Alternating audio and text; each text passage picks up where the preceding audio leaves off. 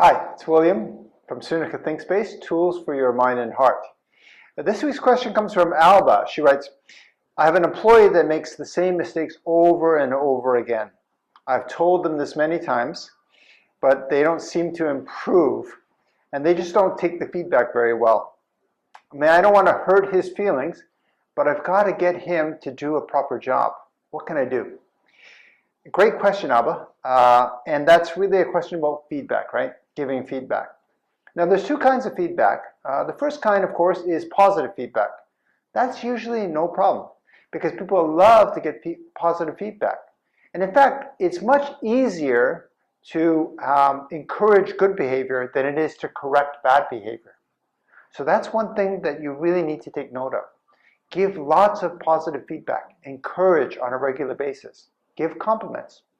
Now, before I deal with negative feedback, let me tell you the proper way to give a compliment, because you might think it's really great, but if you don't give a proper compliment, people can feel bad because you might be viewed as being insincere, or they don't know exactly what you're complimenting them for, or maybe they just feel uncomfortable.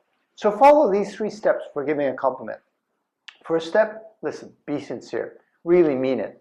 I mean, unless you are really convinced that they are doing a good job, don't tell them that they're doing a good job. Secondly, be specific. Tell them exactly what is the behavior that you're complimenting them for. I really love the way that you handled that client, especially under stressful circumstances. Fantastic. There, it's specific. Now, the other thing that's really important, make sure that you ask them a question right after you give them a compliment. Why? This could diffuse any discomfort. So, if you compliment a woman on her shoes, say, I love your shoes. Where did you get them? You like a guy's tie? I love your tie. Really nice colors. Where did you get that tie? Or if you want to compliment something about what something did, okay, great job on that. You really followed up with them well and got the payment. I wonder, did it take a long time to get that payment? Okay, so now you've diffused the situation by getting them to focus on your question rather than the discomfort of, thank you, thanks for giving me that compliment. Not everybody's comfortable with compliments. So that's easy enough, right?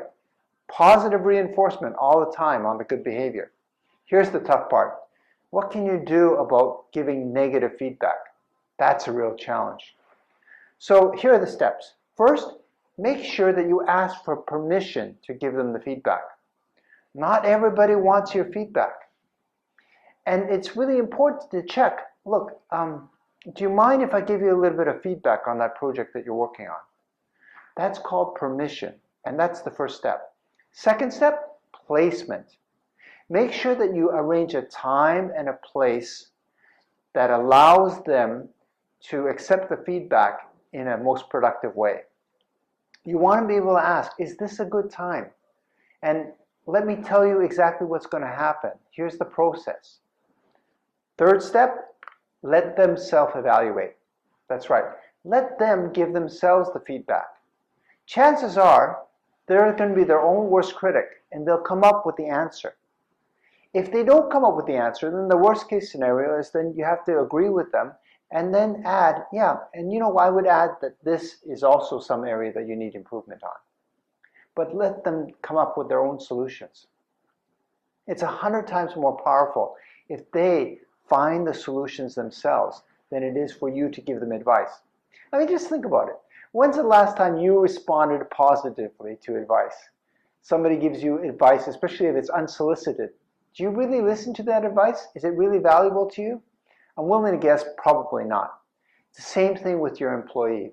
Alba, you're going to have to give the feedback in a way that it lets them feel good about it. And the best way is for them to come up with their own solutions.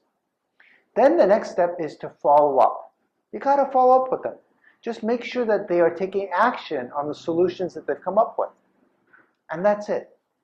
It's a process that's really important because feedback is hard to take. Nobody likes to be criticized. And if you can do it in a way that is acceptable for them, that will really help. So let's review. First step, ask for permission. Give the feedback in a time and a place that's appropriate. Second step, let them self-evaluate. They're their own worst critic. Let them come up with the criticisms so it doesn't come from you. And thirdly, encourage them to take action. Follow up with them. Ask even, how can I help you?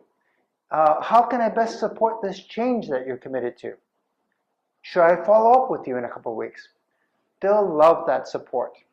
So be an encourager and a supporter, not a critic. That will go a long way in helping you to give the feedback that you need to give. That's it for this week. Now that you know how to use your brain, go for it. This is William from Sunica ThinkSpace. See you next time.